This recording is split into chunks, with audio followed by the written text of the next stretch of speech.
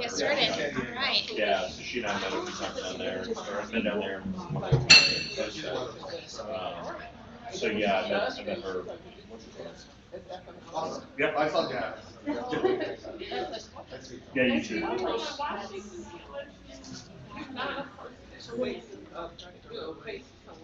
Oh, that's okay. I can get that. No, I put a note to it. Same here.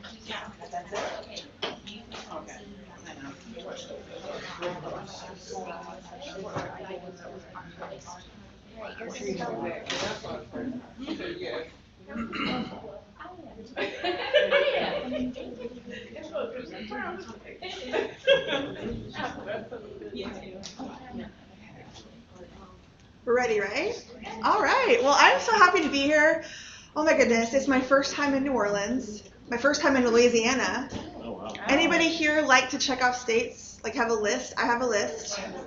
I think I've got most of them. There's like maybe 10 or so I haven't visited, and they're still on my list.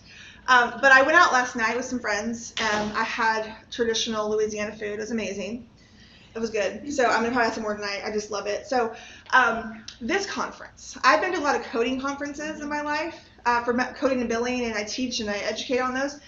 But this conference is just so different. I'm meeting people in different areas of healthcare that are so vital. And the thing that I want to talk about today is how we all help each other. And medical necessity is so important that everyone in healthcare needs to understand it.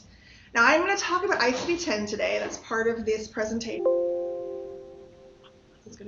There we go.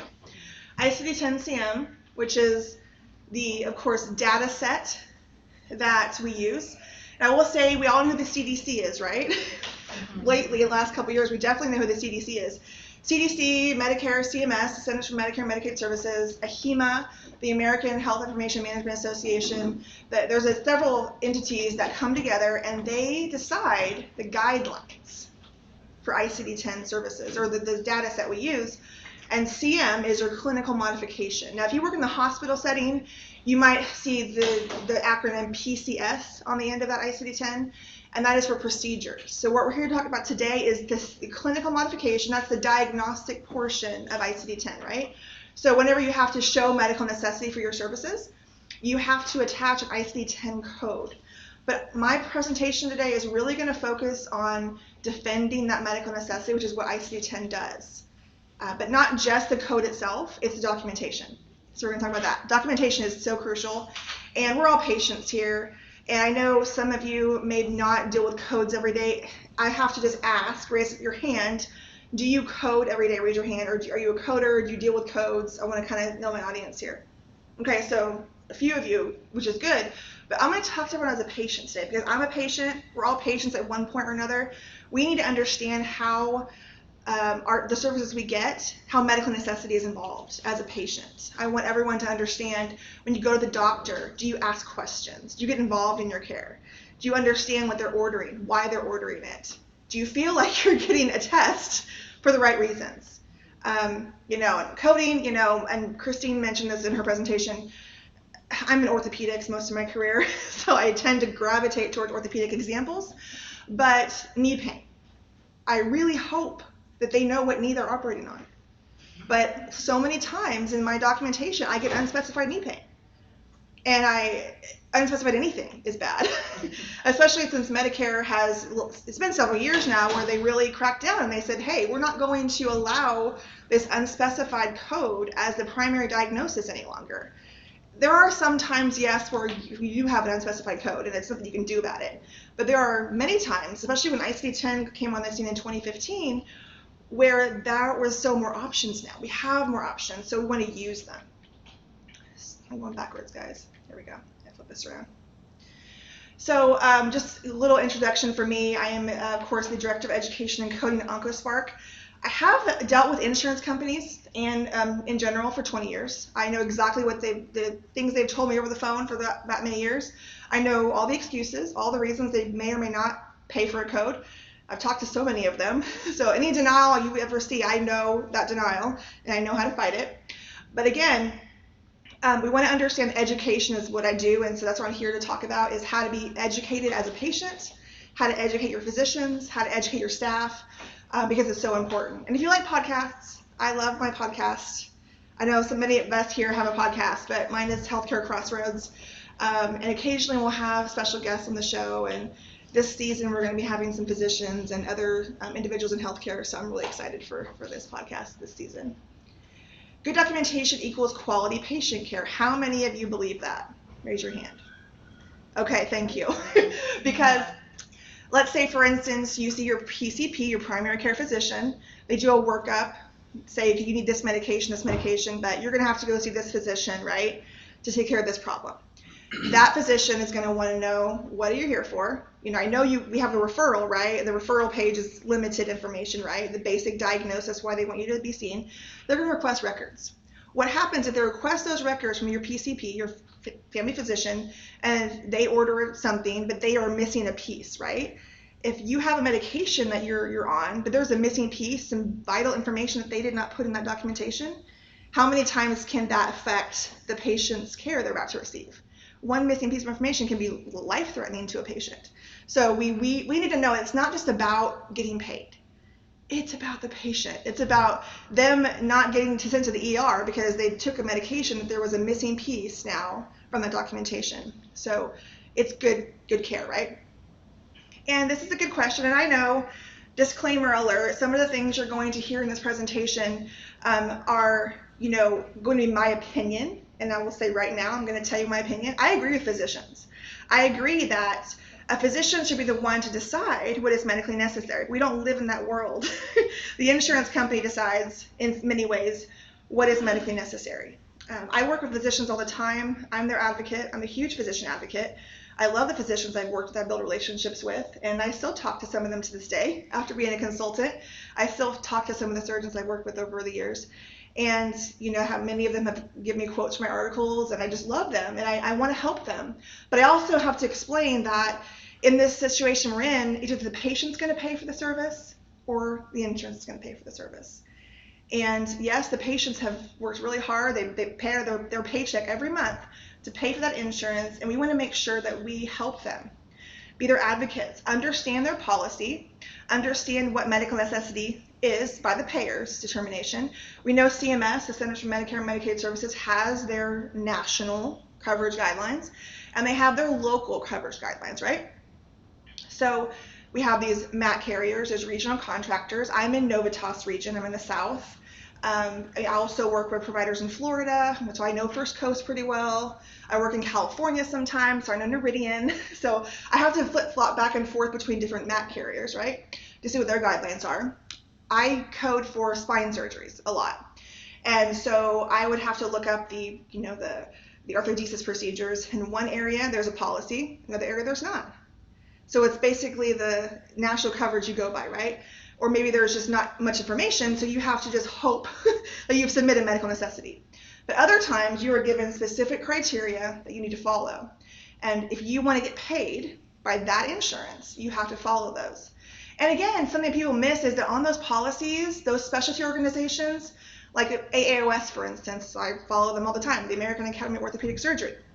They're a specialty organization that orthopedic surgeons, for instance, follow their guidance or look at it, but they're not CMS. And often CMS and the AAOS, they butt heads a lot on their guidelines. So you can look at it, but you don't want to always go right to that because your payer guidelines are always going to trump all of that. But you can look at the policy and it'll tell you where they got their information.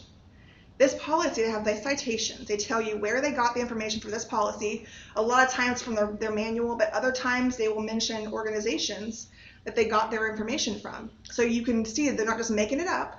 They got it from that specialty's organization.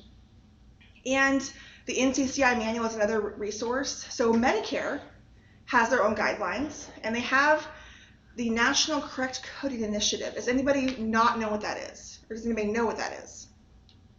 That is, of course, when you're coding, you're billing, you're submitting claims, there are sometimes two procedures that will kind of go against each other and be bundled, right? Sometimes our CPT manual tells us, face value, what you can and cannot bill together. Other times, Medicare tells us.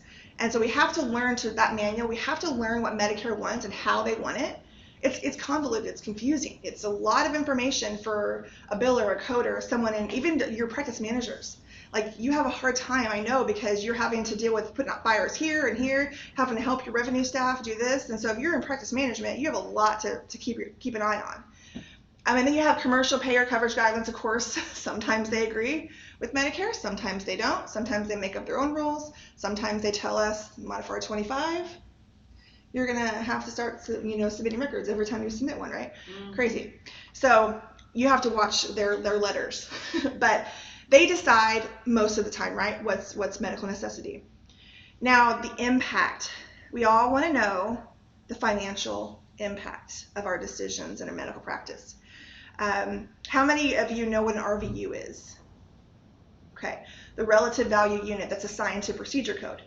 Now, physicians know that. That's what they care about. They care about the RVU. If you work in a hospital system and a physician is employed by the hospital, I guarantee you every month, at the end of the month when I had to put charges in, if I missed one surgery at the end of that month, that physician was livid because he didn't get that one RVU or that, well, because it wasn't one, maybe so a knee replacement's 30 some RVUs. That's a lot to a physician who's paid by the hospital. So they're very concerned about that. What they don't understand is the impact of ICD10. They don't understand sometimes that just because there's no value attached to an ICD10 code. There's no numerical value, right? So you have to explain to them that yes, you're going to get paid now, possibly, but maybe later on they're going to request records, they're going to do a review, and your money's going to get taken back. All that hard work, those few months that you had to keep your money, you got to pay it back, and sometimes with penalties and fines. So you just paid them extra. So that's great. And then, so is it worth spending more time, though? Ask yourself, getting it right the first time. If you can spend a few extra minutes on the front end, I think it was Christine's presentation, $25 on average you're spending to appeal a claim. And then I went to another presentation, Elizabeth's presentation earlier, where she really pointed out the extra time, and you have timely denials, right? You have so much time to get that claim in. Some insurance is 90 days, sometimes it's 180, sometimes it's a year. But if you don't rework those and they hit timely, you lost all chance of getting that paid. Even if you submitted it, even if it was done, more recent, you missed it by 1 day, you've lost all chance of getting that paid. So if you can spend a few extra minutes right now, it's going to save you so much time. Imagine having to wait 180 days for a really big surgery. Some of those spine surgeries, I'm going to tell you, I coded a spine surgery that was $18,000. $18,000. It had like 10 codes on it. But it, of course, got paid. Excuse me, it's so dry in here. But then how many more hours of staff time does that take? Thinking about your staffing, it's not just about, getting the code paid. That procedure covers not just the doctor fee. It covers the staff needed. Every time that patient comes in or you have to rework a claim, you have to fax something, all the equipment you're using in your office, that has to be paid for.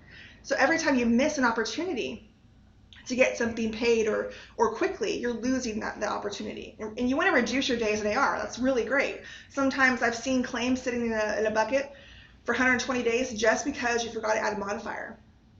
Simple modifier. Or you didn't send records. The insurance company asked for records 30 days ago. It's been sitting in this bucket for 30 days. All you had to do in these fancy EMR systems now is just click a button.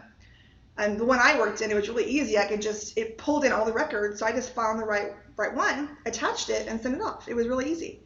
Simple, less than 2 minutes actually. And that was one claim that could have gotten paid in the 30, 45 days that they're allowing for that. So those are things to think about.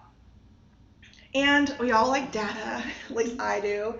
My friend Jordan Johnson at OncoSpark loves data. Most of you who know him know he loves data. And so these are the top denials that I have pulled from the records that I have. And this one at the top is additional information. And I'm going to tell you, this is from a one physician practice.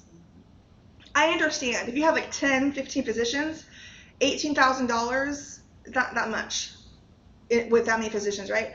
But in a one physician practice, if you have $18,000 sitting on hold for additional information, records requests, that's a lot.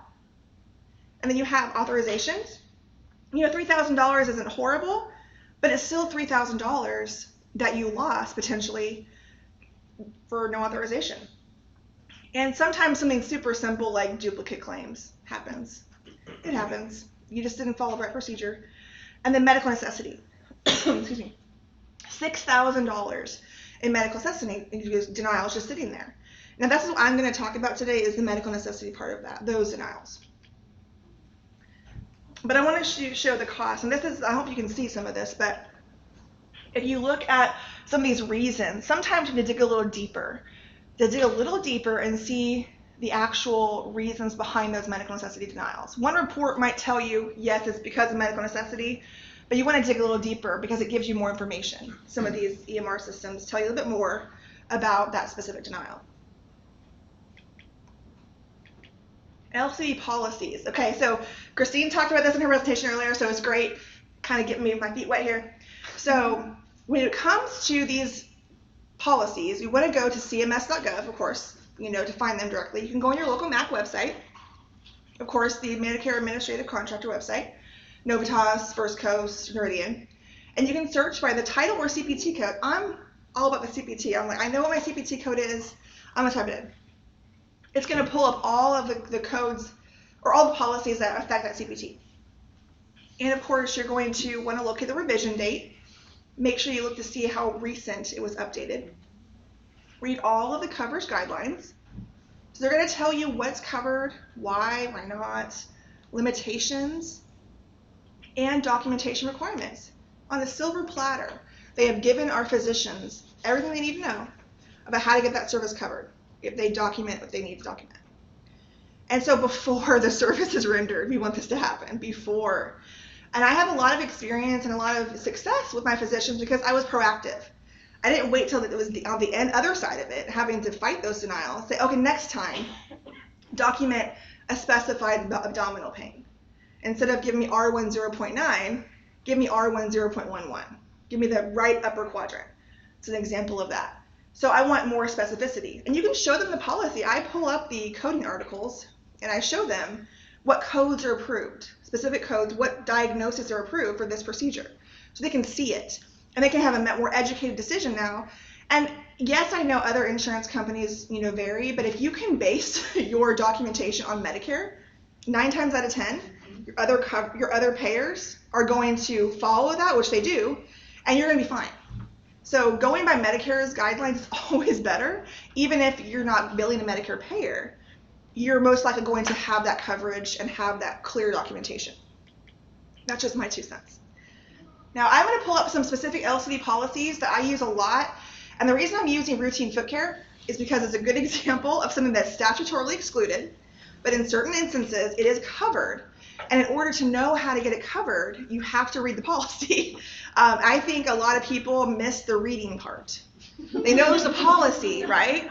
And they go right to the codes. And they miss vital information. They don't read it. And so I know it takes time. It takes a couple minutes, you know. I mean, and I'm just going to get my soapbox, guys. I coded for 10 physicians by myself. I did all the authorizations, I did all the billing, all the coding, and I was the checkout person in the office. And not that I'm saying that everyone can do that or that I'm special, but if you know where to look and you know what you're doing, you can be very successful. And so some practices don't need 10 coders.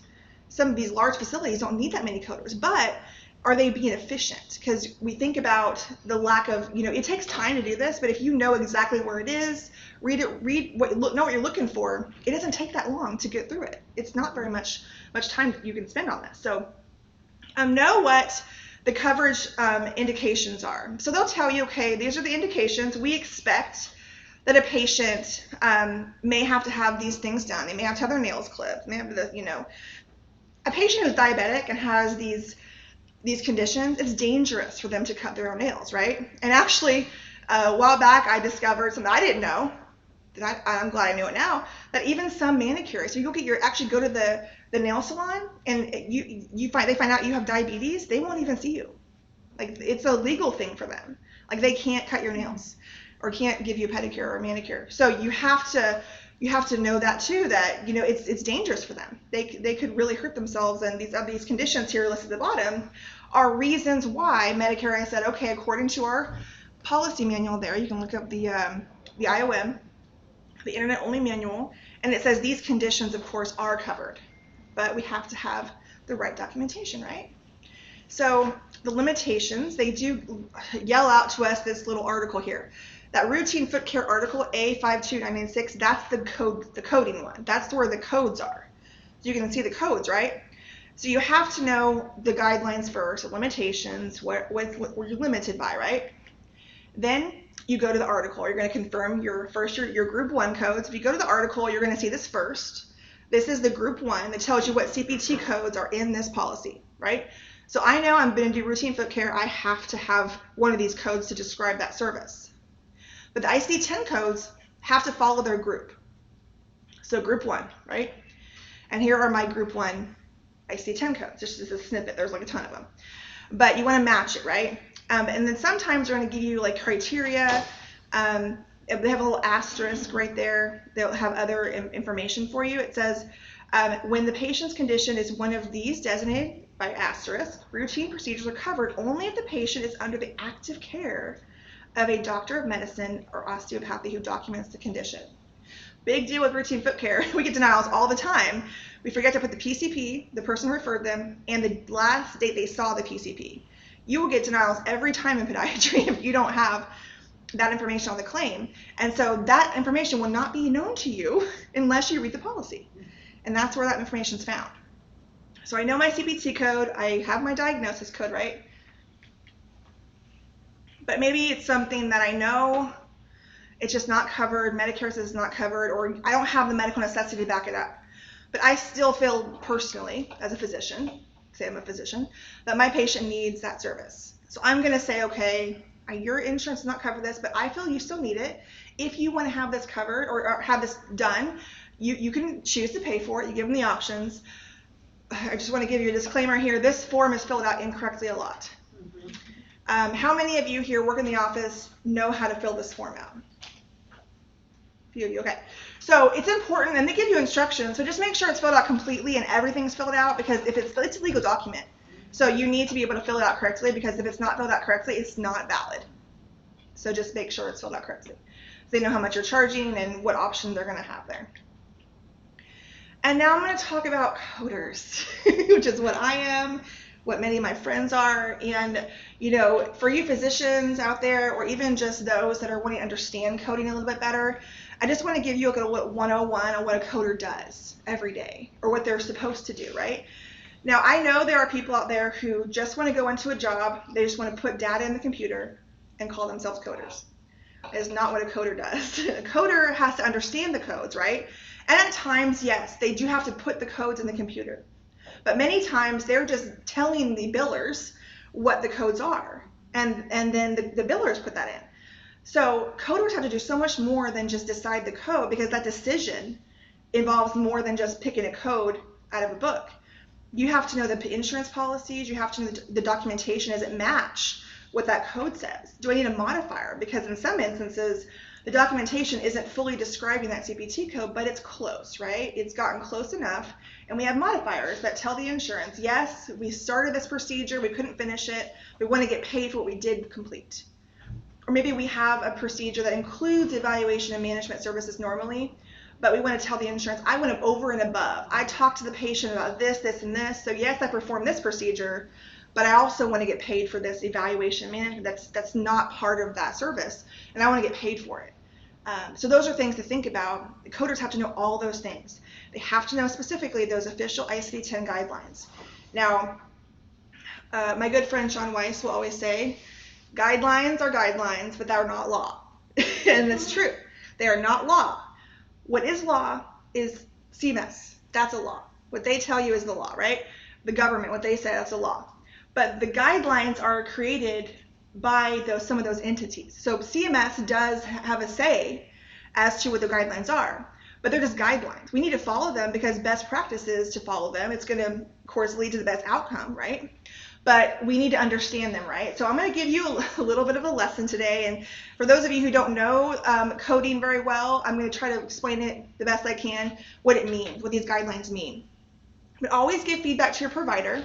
Explain to them how if you don't have the correct documentation, you can't support the service. And it's not like you're not clinicians. We can't just make it up. I can't look at a lab value or some information in the clinical part of the note and decide for myself that this is what this means. They have to tell me what it means. I can't say they have hypoglycemia just by looking at a lab value. I can't do that. So those are things that we need to be aware of. We have to report everything that's relevant to that encounter. We are on the side what we call professional services, right? We're not in the hospital. Every visit counts as its own unique set of things. And so that treatment that day, what happened today is the key.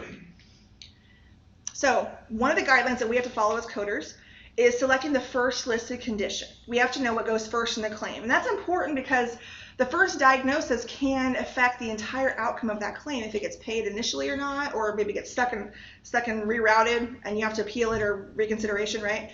So you have to have that first listed diagnosis. And it's typically the reason for the visit, right? Sometimes it's going to be a symptom because you don't have a definitive diagnosis yet. So if we can't confirm specifically that that diagnosis is hypertension, for instance, maybe they have elevated blood pressure. We can't say they have hypertension. So we have to code it as what we know at that time. That's a good example of that. And they might say suspected, or they in some way believe that they have something without definitive documentation. We cannot code it that way. And that's what a coder has to know. Coders have to know what they can and cannot do based on those guidelines. That's one of them. And then sometimes we have to, of course, report additional services, right? But we want to make sure that we know anything that coexists at the time of that first listed diagnosis. Could be a symptom, could be a chronic condition like diabetes, hypertension. It is valid. We want to report those things because guess what? If physician A doesn't put that down, physician B is not going to know they have it. They're going to not give them something they need, right? And they're going to miss out on getting the care they need from that physician with just one missing diagnosis. Even though your physician isn't treating it, it's important for that next physician to know they have it. Whatever they do with it is great. We don't maybe use it in coding, right? Maybe it's not something they're treating that day, but if they don't put it down, it's going to affect the next physician. How many of you code for evaluation management services in here? Okay, so that's like the visit, right? Our new guidelines for 21 tell us it's all about MDM, right? It's the medical decision making now. The exam and the history no longer factor into leveling that code anymore. So medical necessity is crucial, even more so now. We have to know all the things they have, whether or not you're treating it or not. It's important because it affects them getting paid for those next services. If you can show the medical necessity, show the risk to the patient. It's really important. And then, of course, things that no longer exist or previously treated, we don't code those. Those are not opportunities for coding. We also want to make sure we understand our history codes. Now, in oncology, of course, I work in that sometimes as well. I do some audits for oncology with OncoSpark. And one of the things I see a lot is the misuse of Z codes. I also work in risk adjustment. Anyone here work in risk adjustment at all? I know you do, Christine, yes. My risk girl. But there are opportunities there for Z codes. And these are codes that we use. They're no symptoms, right? They're just informational, right? Whether you're coming in just for maybe a sports physical or you're coming in just for a routine exam, you don't have a problem, right? But we have to identify your reason for the visit with something. So sometimes it's a Z code that includes that. Other times it's a history, a true history. History codes do not go primary on a claim. The guidelines have updated in the last couple of years to remind us of that we never put history codes primary. You know, a lot of denials that way. There is a code for the reason for the visit if you don't have a problem. It's another Z code.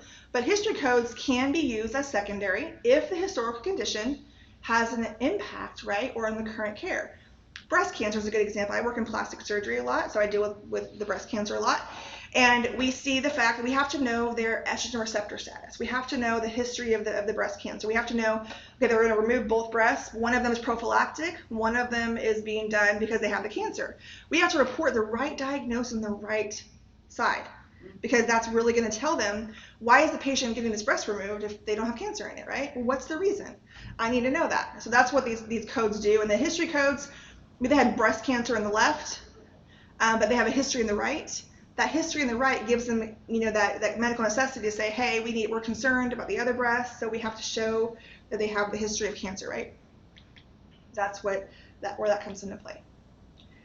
Uncertain diagnosis. I mentioned this earlier. My ortho sometimes would like to say suspected meniscal tear. Love it. Can't code it. Can't code it. I can code what I do know. There's a derangement of the knee. There's knee pain. I can tell you that. But until the MRI comes back, it tells me definitively that they have a meniscus tear, I can't code it as such. This is for outpatient services specifically, not, as it mentions, for those in your short-term acute care hospital settings. They can do that. That's the fun part about being an inpatient coder. You get to make those decisions. You can give them a meniscus tear, even if it says probable. But on the professional side, the office side, the outpatient side, we cannot do that. We can't do any of these things. So we want to tell our physicians, stay away from these phrases, if at all possible. All right. We want to be our physician advocate. That's what I am. I'm a physician advocate. I'm a patient advocate. We're all advocates here, right? But who are we advocating for? Ultimately, the patient, right? But our physicians are too. Believe it or not, there are ethical physicians out there that want to help their patients. They understand that helping their patients is my priority, and they have to live this bureaucracy, this insurance world, and they have to understand it. We can help them with that. That's how we can be a physician advocate. Help them see how they can be effective with us. We can be a team, right? Be a team. So improve that. They want to know what's best, and rarely they're going to order something that they don't need. Now, I'm not going to lie. I've heard some stories out there. Anybody listen to the Dr. Death podcast like I do? One of my favorites. It's crazy, right? That these people exist, but most of our physicians out there aren't like that. Those are just crazy stories, right? There are a lot of them out there, but most of the physicians we see, we trust them, right? They're not going to give us anything they don't think we need. But some facilities really push tests, order tests. Order tests. Some physicians don't feel that you need to order that many tests, but maybe some of the facilities are pushing those orders, right? So as a patient, you can be, of course, your own advocate and understand, ask questions. Why are you ordering this? What is this for? What is this? What is this? Ask questions. And they're thinking about it, but the documentation burden is really high for them. So they're thinking in their head, right? And we know, we've talked to our physicians. We have conversations with them. We know what happened. They talk about it all the time, but then we look at the note and it's not there. Like, you told me last week that Betty was going to have this, this, and this, and we had this conversation, but it's not here. I can't justify this, right? So be their advocate, help them improve that, and communication is crucial. I'm going to talk a little bit about prior authorizations because I love doing prior authorizations. I know I'm one of those weirdos. But again, that communication is so important there too, because your clinical staff and the business staff have to work together to get these things covered. They have to be a team, because if they're not talking to you and telling you they're going to order this, it happens all the time. I get issues all the time where they've ordered something without telling me. And I know that there's probably some emergencies that happen, but just tell us it's emergency. So if we get a call or later on we get a denial, we can at least have something to back it up, right? We have something, that we know about. And we can educate them on the policies that we just talked about. Knowing ahead of time, tell us what you're ordering, tell us what's going to happen to the patient, so we can at least let them know. We don't want them to be blindsided at the fact that they're not going to have it paid for. I mean, who wants to, as a patient, you walked into the office expecting something to be covered, you're there for surgery that day, you find out it's not covered. Now, and I've seen some shady things. I mean, I've seen practices that go ahead and pass that on to the patient illegally. So watch that too. Make sure you're not passing off that debt that you just created by not getting authorization onto your patient. Please don't do that, because I've seen it. It's scary. All right. Documentation of comorbidities. I said it. I have the hardest time saying that word. But these are other conditions that we talked about that the patient can have that affect their medical care, right? So then we have to know what a coder needs to know in the documentation, right? These are all things they can have in addition to the main complaint. Want to make sure we're educating our physicians in ICD-10. It's not like the same. Like, what they write in the documentation doesn't always equate exactly to an ICD-10 code, right? So we have to know acuity. Is it acute or chronic? We have to know how long they've had it, because sometimes that affects it. The relationships to the other conditions. We have what's called manifestations and etiology, so cause and effect relationships, severity. And then we have the treatment plan. What is that? That affects it. If they're not at their treatment goals, that affects our documentation as well. It affects them getting an authorization approved sometimes. And the risk of treatment because of the condition of the disease, all of those things maybe not affect just ICD-10, they affect the evaluation and management coding, they affect the being able to get authorizations approved. All of these things are intertwined. This is my favorite slide. I love it. So I love this because I've seen too many times arrhythmia. Okay, that's great. I've got I-48.91, I-47.9 as examples. That's just 2 code examples where I don't have enough information to, is it AFib? Is it in a flutter? Is it tachycardia? Is it ventricular, supraventricular? I don't know. I need more information. And then depression, don't get me started on that. Like in 21, we had the update of the F3 2.A, thank God. Oh, yes. So we had a little bit more information where every time we would get these words, it would always lead back to F3 2.9. Always led back to the unspecified or just the generic depression, which depression has many levels to it. And so we have to know these key words here. Heart failure, of course, there's so many words to that, but CKD is important. It's one of those conditions that a lot of patients will have this chronic condition, the stage, very important. And we have substages. In the last few years, we had an update, we had new codes added for stage 3. Stage 3 now has additional codes that we have to, further subdivide. And those are important. And the fact that they're end-stage renal disease, that's going to tell them something. And we look at risk adjustment, we look at a patient who has end-stage renal disease, they're on dialysis, all this stuff, and we give them the unspecified CKD, that's not matching. Because if they have unspecified CKD and they're on dialysis, that's usually going to indicate they're, end-stage, right? So it doesn't match. So we're looking for those things. It's some examples, right? You can look at those. Okay, what are our limitations coders? Well, we can assume a connection outside of the official guidelines, yes or no? No, okay. We cannot also use lab values, like I mentioned, to assume a documentation condition. We did not go to medical school.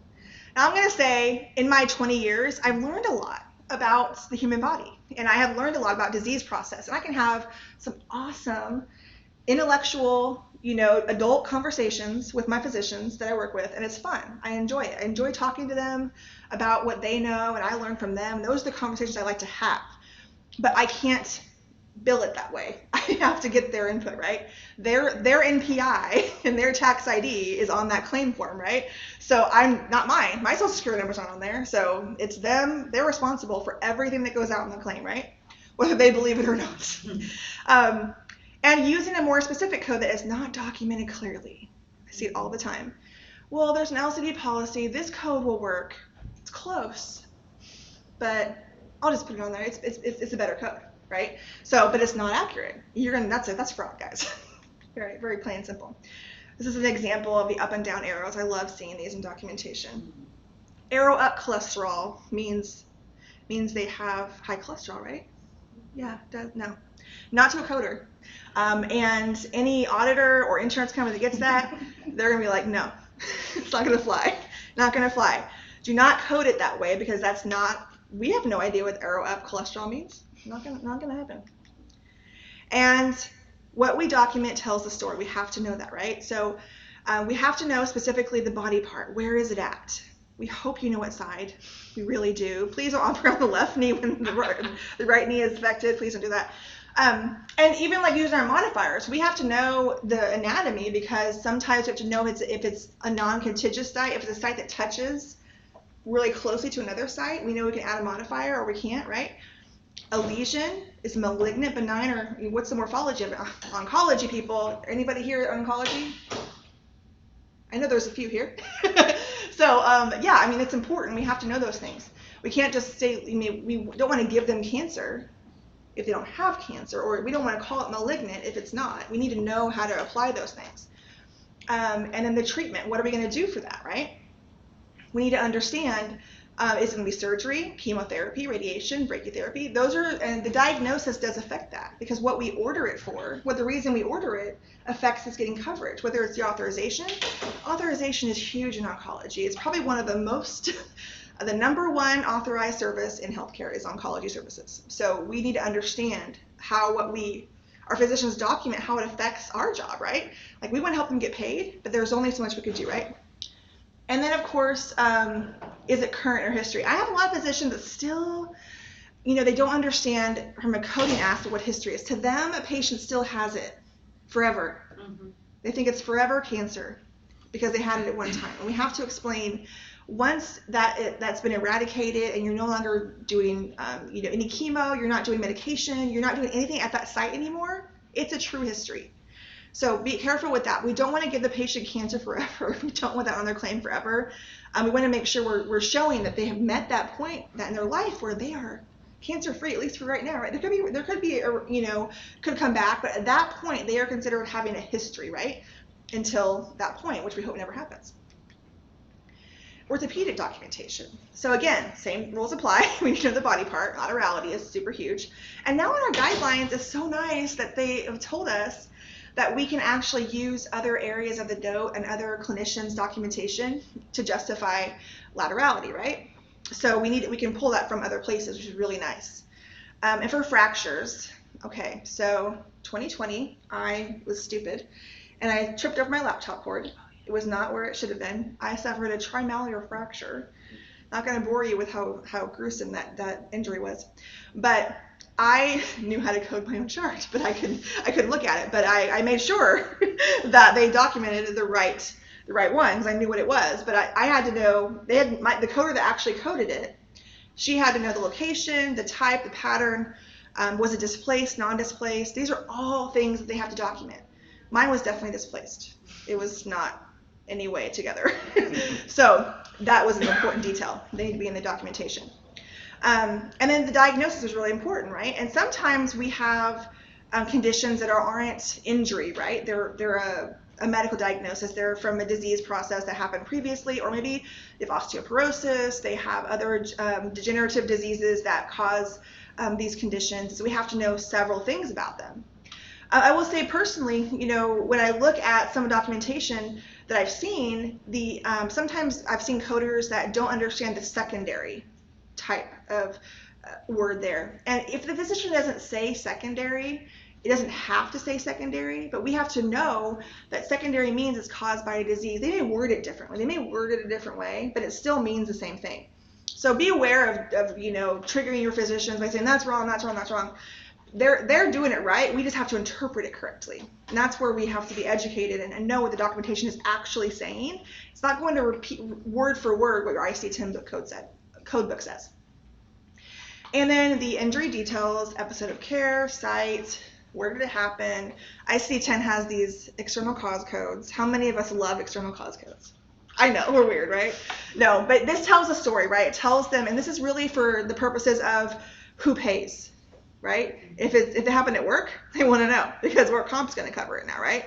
If it happened here or there, the insurance is not going to cover it if they realize it happened somewhere other than somewhere that someone else is going to pay for it. Because if they can get out of paying for anything, they're going to get out of it, right? So that's why these external cause codes are important. We tell them where it happened, the context, all of that. We need to know how to code that part for ICD-10. So those are things to keep in mind. Wound care. Anybody work in wound care? I do. So again, same concept. We need to know what Medicare wants in this case. So there's some information, like when it comes to wounds, we have to know the size, sometimes in square centimeters. We have to make sure that we have to do math sometimes in coding. It's not fun. But sometimes to go back to our physician and say, hey, I need this. We don't have a measurement. I can't code this on a measurement. It's important. So we need to know some tissue descriptions that are helpful, right? That can help us with our coding. The depth is crucial. And then what Medicare wants. So they want to know all of these things because this is how they know that wound needed wound care. This is how they know. They're not there with you in the room, right? The Medicare is not holding your hand in that procedure telling you what to document. They don't see it, right? All they know is what you tell them. And I think from a business standpoint, just anyone who owns a business, right? You have a service, right? Someone takes your service, they're going to expect to have that service, right?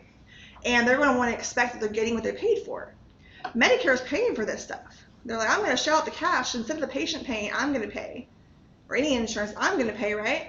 So I want to make sure that you did this. How do I know you did this unless you document it, right? That's pretty much what it is. So that's how I think of it anyway. So In risk adjustment, we use this terminology called MEET, monitor, evaluate, assess, and treat. And these are just examples that you can, of course, write down for later on some of the examples of what that means and what needs to be in the note for the medical decision part. And any documentation to really have these things, if you're evaluating the patient, we need to know what you're monitoring, evaluating, what you're addressing, and how you're gonna take care of the patient. And best practices is understanding the manifestations, etiologies, those connections between these diseases they have. We need to see that clear connection. Sometimes the guidelines let us link those things together because the guidelines tell us that if they have hypertension and they have CKD, we can assume a relationship with that. That's one of our guidelines, right? Other times, though, if they specifically tell us they're not related, then that tells us, yes, okay, I can code those separately now, right? So those are the things that as coders we know. We read those guidelines every day. Christine and I, we read them every day. And clearly label your history of according to the criteria for history. Make sure we understand what that is. And make sure you have organizational policies that are very clear for consistency across the organization. Make sure that everyone touches that data in your office. They understand if this situation happens, there's no clear-cut guideline. What is our policy on this? How are we going to handle this? These are some chronic conditions that we find in risk adjustment a lot, but also just in general chronic conditions that the patient might have. So I just want to kind of highlight these here for you. Make sure you're looking at these guidelines. Go home, do some homework, get out your book, find the guidelines for these conditions, and get to know them because it's really, really important. And I talked about those missing pieces. The patient has diabetes unspecified or anything unspecified, right? And then you're going to order maybe a DME. You're going to give them a prescription.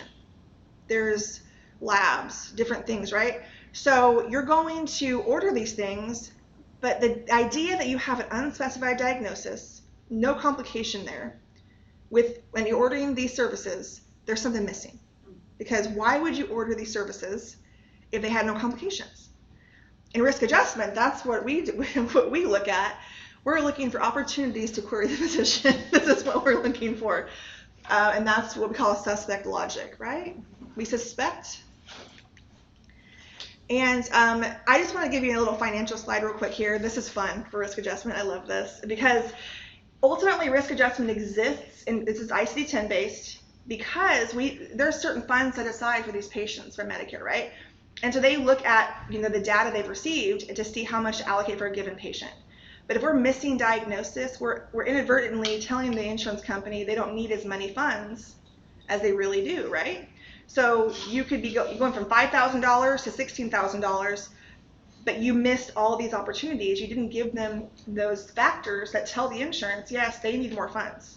That patient has these really serious conditions, and without coding CHF, chronic congestive heart failure, without getting that interaction factor with these other conditions, we've now missed an opportunity to get that patient more funding that they need for that year from that payer.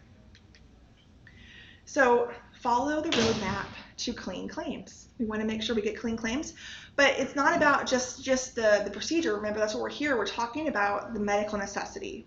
Remember to verify all key terms and your documentation. When you're comparing documentation with your codes, make sure to use the physician language. That's how I get it right every time, or at least try to, is I use the physician language and look that up. I don't assume I know where to go in my book when I'm coding. I always go and use that physician language to go find that in the book and lead me to the right code. That's how you get it right. Make sure to look at all the guidance, your coding guidance, official guidelines, review those insurance policies, those LCD policies I mentioned. Educate your providers. Don't let them in the dark.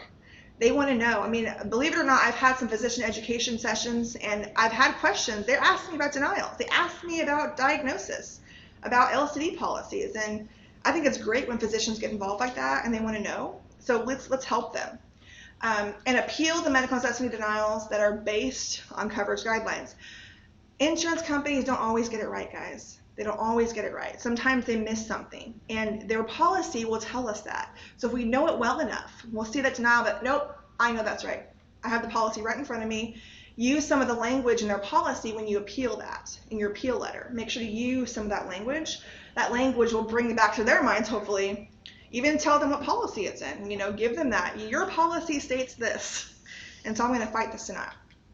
So I heard some references for you, some of that information. And if you need to contact me, I am, of course, the Director of Education at OncoSpark. Ozark Institute is our website.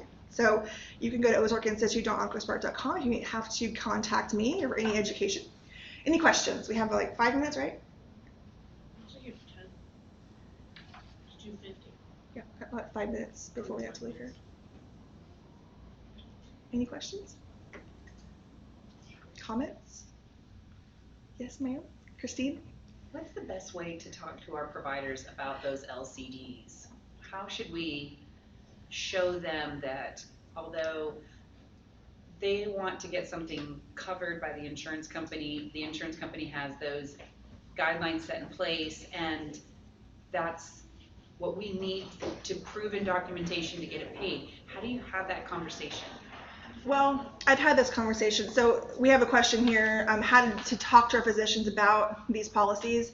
The best way that I have found is to pull the policy out. And because, you can tell them all day long, what it is, but they need to see it, right? Any physician I've talked to, they want proof, right? Show it me in writing, and you have to. So I print it out and I show them, this is Medicare, this is the coverage or the payer your patient has. So unless you want them to pay for it, this is what we have to do. It sucks. I don't like it either. Like I wish I could just say, hey, it's gonna go through and you're gonna get paid tomorrow. That'd be great. I often tell them it's medical necessity. It's what is the medical necessity for the insurance company to pay for it. Yes. Not necessarily that they're challenging you clinically. But then to do with your professional ability. Again, that's a third person that's paying the bill on behalf of someone else, and they have expectations. Exactly. And, I go in with prior authorizations, my husband had to have he had back pain, and he had to have an MRI before Blue Cross, he had to have therapy before Blue Cross would cover an MRI. The doctor knew well ahead, he knew, like, that patient needs an MRI. He knew 3 weeks ago before this, and then he had to go 3 weeks of therapy, it didn't work, had to have the MRI, turns out he had L4 displacement. He knew it, but we had to wait. And so I recently have an article we have on my website about the prior authorization dilemma that we have with orthopedics. And one of my surgeons was quoted, said, there are ethical physicians out here that are trying to practice ethical medicine, right? But we have these gatekeepers, these insurance companies that are trying to control the cost, right? Keep the cost down. And so we have to live within those guidelines if we're going to use their services. They're providing that money. They're saying, hey, we're going to pay you for your service. It's just the world we live in, unfortunately. But yeah, documentation, showing them in writing, this is what the policy is. And I like to have my binder. I used to have a binder with all these policies, and now they're on a drive. I have like labeled Blue Cross, Aetna, Cigna, United Healthcare, and I have certain policies. And if there is a policy on something, I'll always make sure to date it. We have our spreadsheets, this dated this date, right? And so if it changes, you always want to update it so your staff knows there's a new policy on this, right? I think back in early this year for ophthalmology, because I am a consultant for ophthalmology, and in the middle of the year, they changed the policy, right? It happened with plastic surgery too, and even the MUE policy. There was MUE policy, a medical unlikely edit policy for Medicare. They changed the amount of units you could bill on a certain code, and we didn't know because it happened in July. So you have to always look at those things. Yes, question? Could you explain again how having history codes or additional codes helps Medicare set aside extra or not certain amounts of money for certain patients? Well, not necessarily history codes. So yeah. So the question was how explain a little bit better about the funds set aside. I will jump back. Those codes that were on that slide there was no history codes in there. Okay. So let's set aside history first of all, because we risk adjustment, we don't look at the history codes for that. There's no that. But what does matter is, let's say they have diabetes, for instance, right? And they have a complication. Maybe they have a neurological complication, or maybe they have a skin complication, right? There are some diabetes complications. If you add other things in, like congestive heart failure, you add in other vascular manifestations, there's extra, money set aside for those because they're going to need more resources. It's all about the patients in the hospital. They have these conditions. They're going to require more resources. We want to know how much money to set aside for that patient. Whether maybe Susie over here, she's pretty healthy. She's not going to need as many services. But maybe Mary over here, she's like got all these problems. She's retired. She's a certain age group. She's disabled. All these things that now add up against her that she needs more money than maybe this girl does over here. So even like a married couple have the same policy, right? But one of them is more advanced in conditions than another. So they're going to need to separate that a little bit differently. So that's how risk adjustment works. It adjusts the risk to the patient, basically, is what it does. Did I cover that right, Christine? Yes. I always look to my mentor over here. And history plays a good part in documentation when we're looking at medical necessity. Right. Is it medically necessary for me to have a glucose test for diabetes? Well, maybe I presented with, I'm real thirsty a lot. I live in South Florida. I'm always dehydrated. But it's important to know that my mom had diabetes and her mom had diabetes, and maybe it's time to start taking a look at me. So that's where those history codes really do help with medical necessity, because now it's more than just Christine's real thirsty all the time. Yeah, exactly. And they have a bearing on the medical necessity, not the cost necessarily, but they're important. They tell why. We deal with in plastics a lot. We have to have a history of breast cancer, history of a reconstruction. They've already had maybe the mastectomy and they're coming back for reconstruction. Maybe they're having like a gender reassignment surgery. It happens a lot there. So yeah, so there's different things that we deal with there. But well, I guess if nobody has any more questions. Thank you.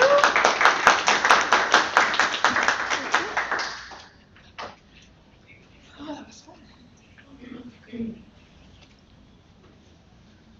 job. That's amazing. Thank you. I think my niece. Yeah, I'm not. That was great.